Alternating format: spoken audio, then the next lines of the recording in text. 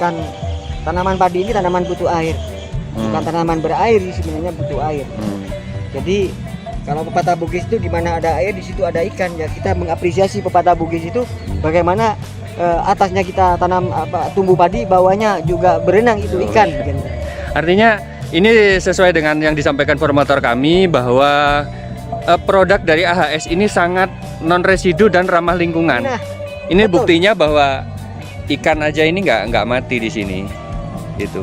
Oh iya ya, jadi jenengan secara nggak langsung ini mau membuktikan gitu ya, mau membuktikan apa kata penjualnya. Ya, semua itu kan butuh bukti. Iya. Bukti. Terpuji karena teruji kan begitu. Oh terpuji karena teruji, masuk.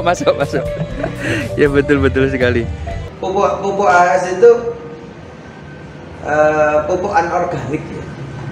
Dan ini perlu dipahami, penting sekali perlu dipahami bahwa hara esensial nitrogen fosfat kalium itu tidak mengandung residu loh.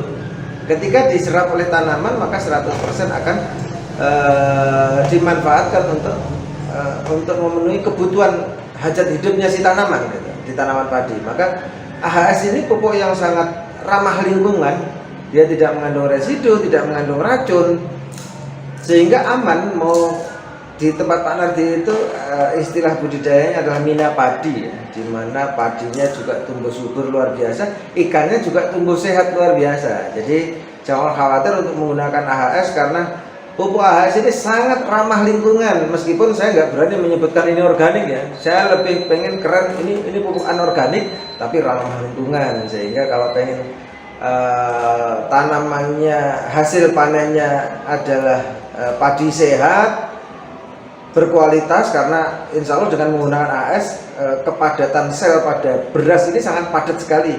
Itu nanti efeknya berasnya akan lebih pulen yang pertama, yang kedua daya tahannya akan lebih kuat, daya tahan simpan setelah jadi nasi ya. Jadi setelah jadi nasi ini lebih kuat karena apa? Selnya padat, kandungan karbohidratnya tinggi, karena kalium yang ada pada pupuk AHS ini prosentasenya cukup tinggi dan itu akan mempengaruhi kepadatan sel pada biji beras, biji gabah. Kepadatan beras pada biji gabah itu akan sangat maksimal sekali. Wah Ini posisi tanaman umur 6 hari. 6 hari? 6 hari setelah sebar. Jadi sebenarnya ini sudah berani tanam kita. Nanti nggak pakai dicabut, langsung digulung seperti ini.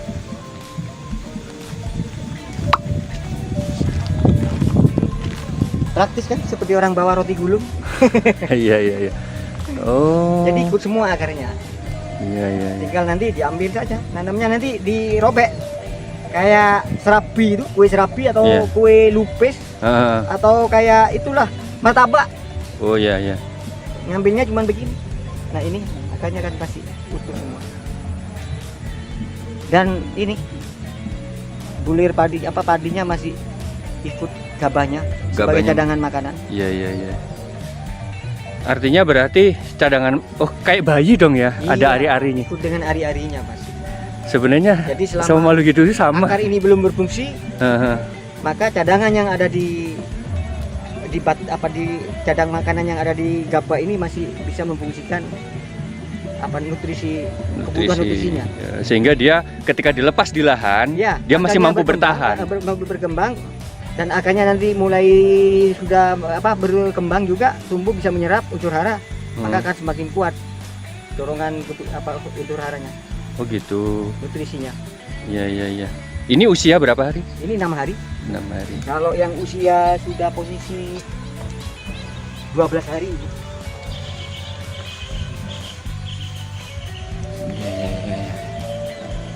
Berarti gini Mas Nardi, kalau nanamnya satu-satu logikanya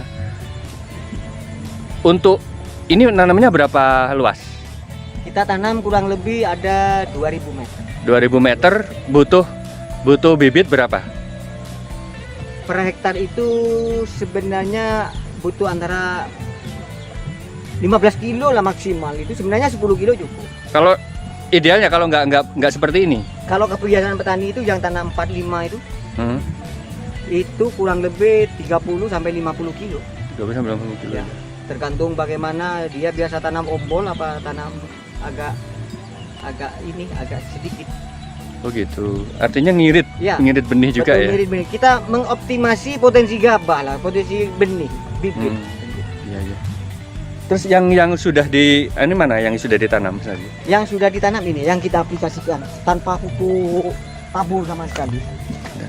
Jadi posisi ini sudah posisi 75 hari. Berapa hari Mas Nadi? 75. 75 hari ya. Ya kalau dilihat ini. Mas Nardi, bisa diceritakan Mas Nardi pengalamannya mulai tanam ini dengan menggunakan produk dari AHS. Saya pingin diperbandingkan gitu Mas Nardi. Perbandingan biasa dulu sebelum pakai AHS sama sekarang pakai AHS, dari mulai tanam sampai sekarang ini mungkin apa ada bedanya di manakah? Ya. Di mana? Yang pertama saya lihat ini begini. Karena memang selama ini kita biasa menggunakan pupuk yang ditabur itu. Pupuk subsidi atau non subsidi. Ini biasanya kan angka kebutuhan atau volume pupuknya kan tinggi itu. Jadi kita tanam di awal dari total 6 kintal per hektar biasa saya pakai itu di awal sudah kita masukkan 1,5 atau sekitar 2 kintal ya. Per kintal berapa Mas Nardi? Apa harganya? Harganya kalau biasanya? Kalau kisaran 200.000 sampai 250.000. Kalau non subsidi ya mungkin lebih mahal lagi, bisa sampai 450.000 sampai 600.000 itu. Tapi ini kan kita cuman pakai liquid Mas ya. Jadi cuman saya pakai interval nyemprotnya itu 1 minggu sekali. Seminggu sekali. Ya, karena saya juga masih khawatir takut nanti nggak bereaksi gitu loh. Ya namanya produk kita coba pertama kalinya, kita juga nggak tahu seperti apalah cerita sebelumnya. Ternyata ya tanaman ini posisi sekarang ini ya bisa tumbuh seperti ini tanpa pupuk tabur. Ini bagi saya bukan sulapan sih sebenarnya, karena ini nyata begitu ya. Terus kemarin beli berapa paket? Kita coba 2 paket. 2 paket ya. Tapi kita masih habis berapa? 1 paket. Berapa per paket kemarin harganya? Per paket? Ya 400.000 1 paket. Dan kayaknya kelebihan saya beli 2 kan, namanya khawatir Mas. Kita nanti cari yang jual kemana, pas takut kayak pupuk-pupuk sebelumnya waktunya butuh nggak ada gitu. Khawatir nanti kurang. Dan ini yang membuat bukan heran sih sebenarnya. Kalau dibilang heran ya ini adalah produk teknologi kan, seperti itu ya. Ini karya kecerdasan, hasil riset juga. Ya nyata lah ini. Ya nyatanya di lapangan ternyata bisa memberikan efek seperti ini. Tapi boleh kita lihat dulu lah, kedalamannya memang sudah cukup lumayan ini. Tapi ini yang sekian ini airnya Mas. Karena memang saya tanam padi ini juga berbudidaya ikan, mina padi istilahnya. Jadi mungkin posisi lumpurnya di sini seperti ini. Nah, ini kita tanam dulu satu niat. Saya termasuk orang yang paling ketat dalam urusan budidaya itu. Karena dari awal mulai dari belajar saya ingin tahu sampai seberapa sih potensi anakan padi itu dari 1 butir benih itu. Dan ya ternyata ilmu dan hasil penelitian itu nggak salah kesimpulannya gitu. Jadi dalam pengolahan lahan yang benar, tanah yang sudah baik, apalagi diimbangi dengan asupan nutrisi yang akurat, sesuai, ini tentunya ya ini kenyataan bahwa ternyata untuk berbudidaya itu yang dibutuhkan di sini adalah unsur hara, bukan kebiasaan pupuk apa yang kita pakai kan begitu.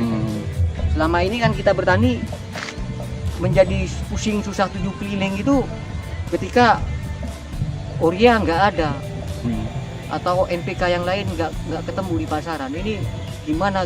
Jadi pertanyaannya kalau orang Madura itu sudah menjadi lagu lama. Sahabat bertanya, derma?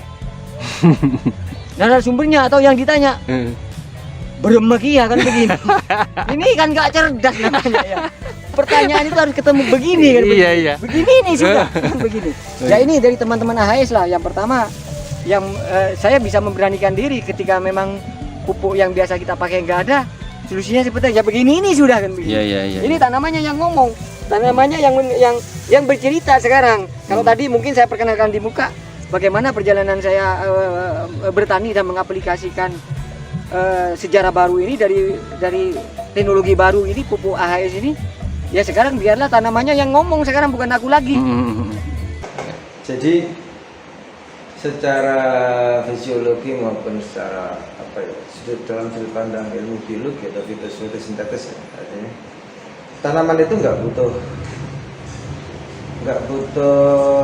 kalau dibilang nggak butuh pupuk, misalkan saya butuh urea, SP36, Ponska, KCL, itu kebutuhan umum. Artinya tanaman itu yang dibutuhkan, dia tidak menyebutkan bentuknya apa, tapi tanaman butuh nitrogen, fosfat, kalium, kemudian butuh kalsium, kemudian butuh magnesium, butuh sulfur, kemudian mikro-mikroannya dia butuh zinc, butuh boron, butuh ferro, molybdenum, kemudian butuh copper. Jadi apapun yang diaplikasikan, apalagi menggunakan AHS yang di dalamnya sudah sangat lengkap sekali ya, dan nitrogen, fosfat, kalium dia sudah cukup. Jadi meskipun katakanlah saat ini petani kesulitan mendapatkan pupuk subsidi karena regulasi untuk mendapatkan pupuk subsidi harus menggunakan kartu tani dan lain sebagainya, dan rata-rata petani di Indonesia itu sebagian besarnya adalah petani penggarap yang tidak memiliki sawah. Dia bertani dari dapat menyewa, yang otomatis juga nggak dapat jatah pupuk. Ini dilema. Maka kehadiran AHS ini sangat tepat sekali, bahwa AHS mengusung nitrogen, fosfat, kalium yang cukup untuk mensuplai kebutuhan tanaman padi. Karena memang itu yang dibutuhkan itu, dan itu sudah ada pada AHS. Yang dibutuhkan nitrogen, fosfat, kalium, kemudian itu makro primernya, makro sekundernya adalah kalsium, magnesium, dan sulfur. Itu sudah terpenuhi semua, maka tanamannya juga tumbuh normal, tumbuh sempurna. Logika sederhana yang bisa dipakai begini loh. Seperti kita ini untuk memenuhi nutrisi dalam tubuh kita kan kita butuh karbohidrat. Kita mau makan nasi, mau makan jagung, mau makan tela pohong, atau bahkan saudara-saudara kita yang di Maluku cukup makan sagu, sama aja bisa hidup dan bisa beraktivitas dengan baik, karena di dalam unsur makanan yang saya sebutkan tadi, di dalamnya ada karbohidrat. Karena makanan utama kita itu adalah karbohidrat. Tanaman juga sama, makanan utamanya adalah nitrogen, fosfat, kalium, kalsium, magnesium, dan sulfur. Itu makanan utama. Ketika itu sudah terpenuhi, maka sudah cukup, nggak perlu lagi mengandalkan pupuk granul yang seperti ada di pasaran, seperti urea, Ponska, KCL, SP36, ZA.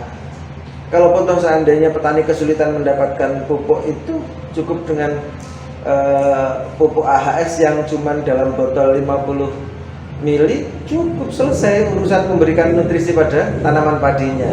Jadi sekali lagi, AHS merupakan produk solusi di mana petani nggak perlu repot lagi bawa karung yang berat dan lain, cukup digendong, masukin saku, selesai, udah cukup.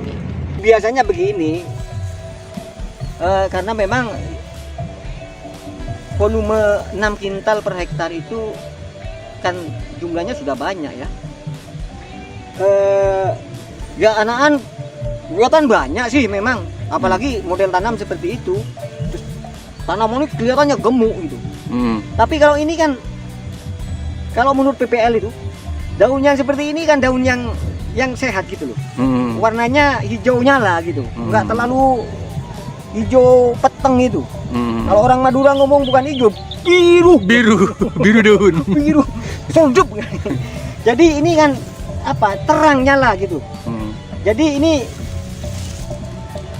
indikasi bahwa tanaman ini asupan nutrisinya cukup gitu, nggak berlebih, juga nggak kurang kan seperti ini. Ya ternyata anaknya tumbuh sesuai.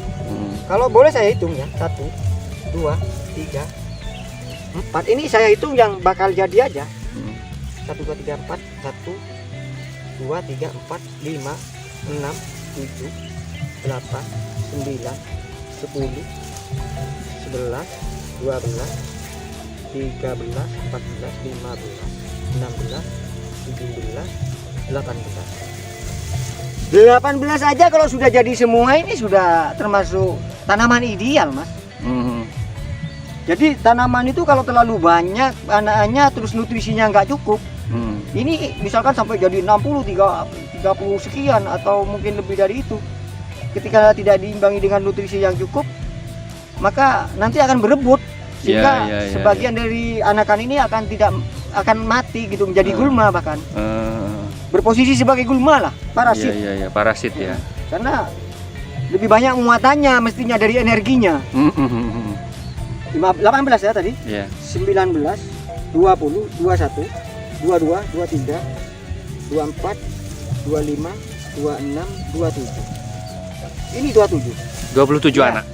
Kemarin saya ngitung sama anak saya yang kebetulan kuliah karena sekarang musim pandemi ini, kan tidak masuk kampus. Jadi saya ajak ke sawah, saya ajak hitung bareng-bareng bagaimana mengamati tanaman. Itu ketemu ada yang 29, ada yang 2. Ini sama dengan ini tadi 27. Ya memang ada yang 18, tapi angka 18 sudah memenuhi ya udah standar itu ya. Standarnya begitu. Nah, malainya lumayan panjang ini.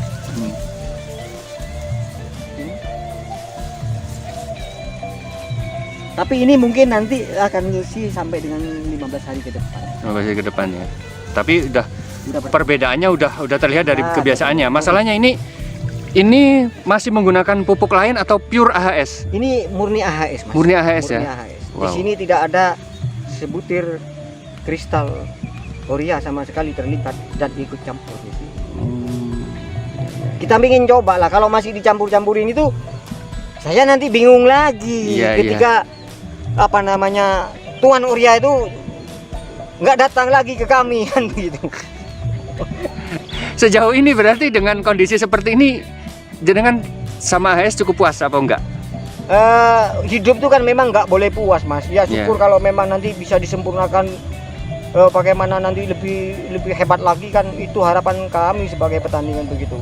Saya yakin Anda pun juga sama dengan kami kan begitu. Kalau teknologi itu cuma berhasil sampai di sini, bagaimana nanti ketika terjadi perubahan alam ini kan begitu. Oh, betul. Nah, udah keren. Ya, sekarang gini, Mas Nardi.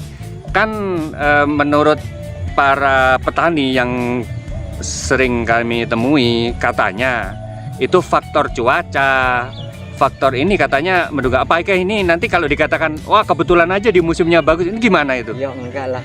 Faktor cuacanya kayak apapun, tapi kalau nutrisinya kurang, tanaman akan tetap tersiot-siot, mati segan, hidup nggak mau, Mas. Oh gitu. Tanaman itu jujur sih sebenarnya, kan begitu loh. Iya. Tanaman itu bisa merespon apa yang menjadi kebutuhannya. Kalau memang kebutuhannya itu tidak kita penuhi, kita ngomong kita penuhi ya. Nanti penampakannya itu sudah menunjukkan kalau kita itu menunjukkan kemiskinannya atau kekrisisannya kan seperti itu. Oke, ini kan kita dari tadi ngomongin masalah pupuk dan nutrisi. Sekarang saya mau tanya untuk pengendalian OPT. Ya. OPT-nya yang dilakukan sama Pak Nardi ini seperti apa? Karena ini ditonton petani Nusantara, seluruh Nusantara bahkan, biar sekaligus jadi edukasi Pak Nardi, mungkin bisa dicontoh. Oke. Karena kan Gapok tanya jenengan, ketuanya jenengan, terus juga juara nasional, nggak apa-apa dong bagi ilmu sama yang lain. Oh. Ini saya gini Mas Nardi, saya percaya kalau lihat tanamannya begini, saya percaya kalau jenengan ketua Gapotan. Harapannya nanti juara-juara baru harus muncul kan begitu. Ya paling enggak sedikit pengalaman kita berbagi lah. Saya lebih suka dan bangga bagaimana nanti generasi selanjutnya itu adalah menjadi juara di zamannya, di saat ini.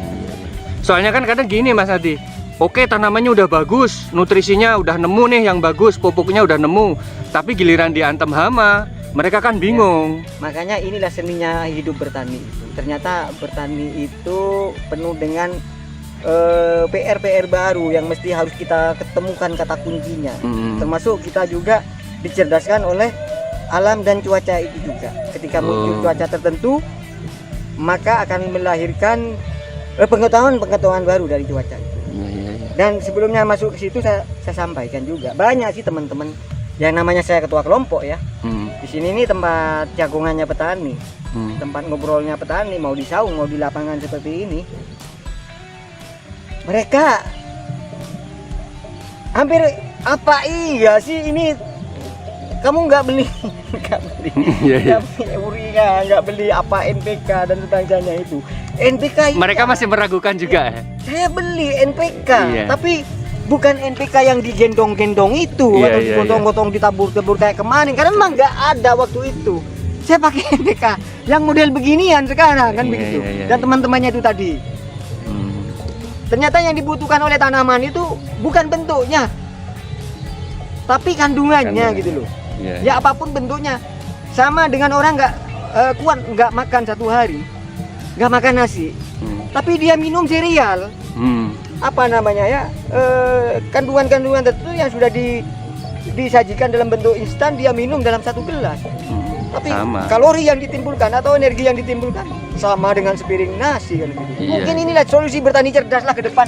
Iya, iya, benar. Nggak pakai capek, nggak pakai pusing.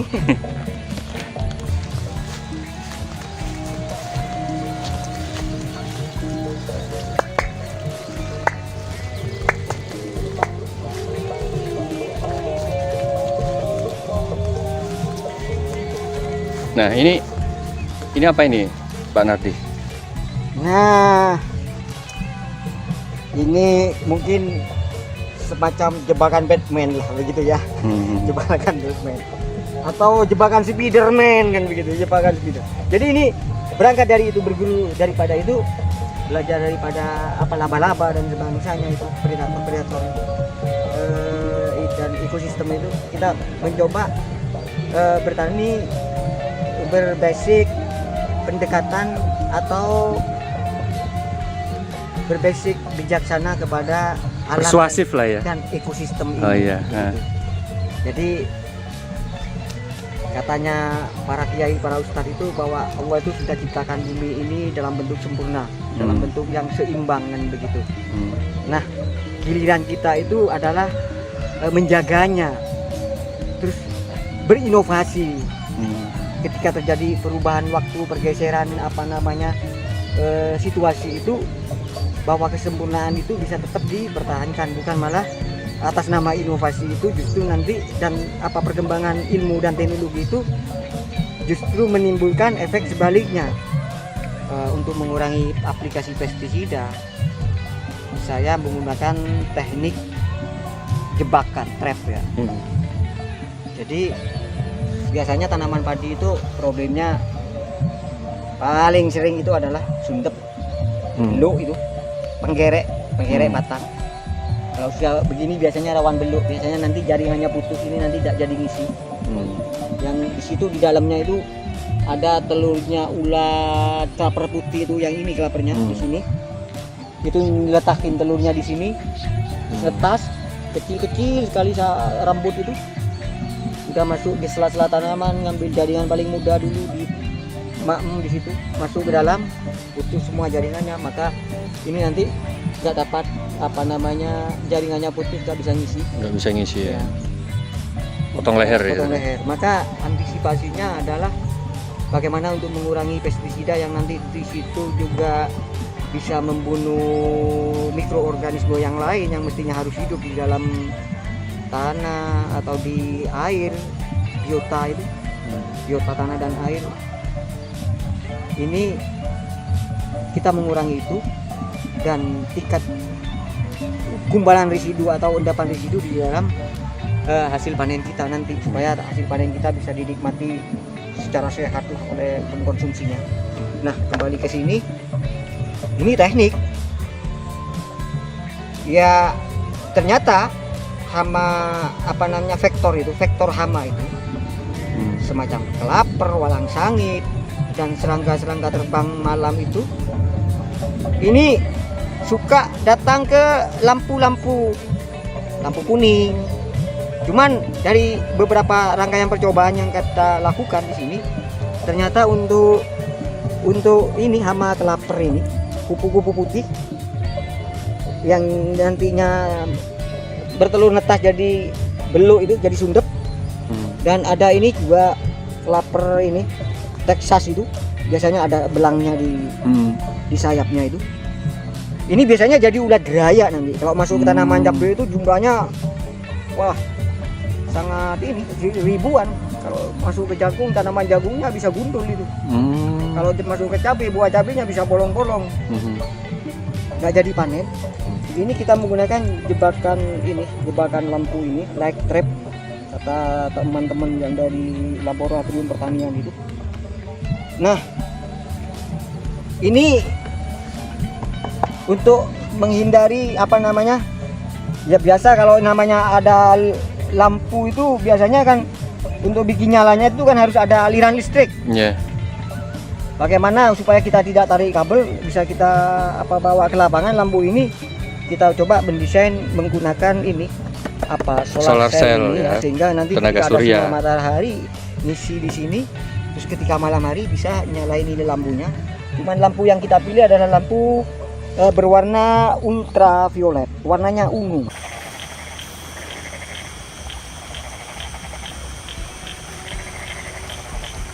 Berarti bikin sendiri ini, Mas? Ya, bikin sendiri. Artinya kalau misalnya para petani Nusantara di mana-mana ini mau beli gitu, apa ada jualannya kayak gini? Nanti kita kembangkan lah untuk. Oh ya, jadi ada rencana dari ya. dari Gapoktan ya mau mengembangkan. Ya win-win solution lah. Oke lah kalau gitu kita bantuin promo kalau gitu. Siap, terima kasih, thank you. Motor Seklengkong. Nah, ini datang ke sini Mas. Kalau sudah habis maghrib itu, wah, asik di sini. Ya kayak apa ya? Kayak pesta gitu ya. Pesta ya di sini. Nah, di sini di bawahnya ini kita sediain air yang diisi dengan bagaimana nanti ketika dia jatuh di air ini dia nggak bisa terbang lagi. Maka di sini dikasih semacam deterjen khusus ya, supaya nanti dia tidak bisa terbang lagi. Dan ini kasih aroma. Deterjennya ini dikasih aroma hormon atau parfum ya. Bagaimana nanti dia betul-betul mendapatkan sebuah tempat yang nyaman di sini gitu. Jadi pemancingnya. Pemancingnya. Ya? Jadi hormon ini. Hormon yang mengundang birahi. Wah. Setelah itu jatuhlah ke sini, terperangkaplah dia nggak bisa pulang ke sarangnya, kemana dia biasa ngumpul kan gitu. Oh gitu ya. Sehingga dia nggak bisa nelur. Terkait dengan OPT ya, organisme pengganggu tanaman, yang disebabkan oleh hama dan vektornya. Ini kita tanam bunga-bunga. Jadi warna bunga kuning ini termasuk jenis warna yang disukai oleh vektor hama, kupu-kupu atau serangga penyusup lainnya. Jadi saya juga belajar sih dari orang yang berkompeten, dari penyuluh pertanian, dari laboratorium pertanian itu yang ada di Tangkung itu, ataupun pihak-pihak yang bertanggung jawab lain dalam memberikan edukasi pertanian itu. Ini jenisnya ini marigold. Marigold. Ya. Jadi nanti serangga atau vektor hama itu cari makan di sini, di nektar bunga ini. Nah, sebagian nanti meletakkan telurnya di sini, kawin di sini. Kemudian hama predator kesini juga. Tadi hama vektornya juga naruh vektor hamanya juga naruh cari makan dan naruh telurnya di sini. Misalkan kalau pas kawinnya di sini atau waktunya bertelur. Terus yang predator juga nyari makan di sini. Dia juga meletakkan ada namanya hama parasitoid ya. Serangga parasitoid yang di situ secara bagaimana membangun siklusnya, dia meletakkan dulu parasitnya ke telur ulat telur kupu-kupu atau ke ulat yang ada di sini. Terus dia menginjekkan ke dalam. Mungkin juga meletakkan itu larvanya sel telurnya di situ. Memindah telurnya. Di situ nanti netas di dalam ulat itu. Terus parasitnya itu menginfeksi sehingga ulat itu lambat laun mati di situ. Mati. Terus yang hidup di situ adalah larva vektor itu dan keluar terbang dan menjadi vektor baru.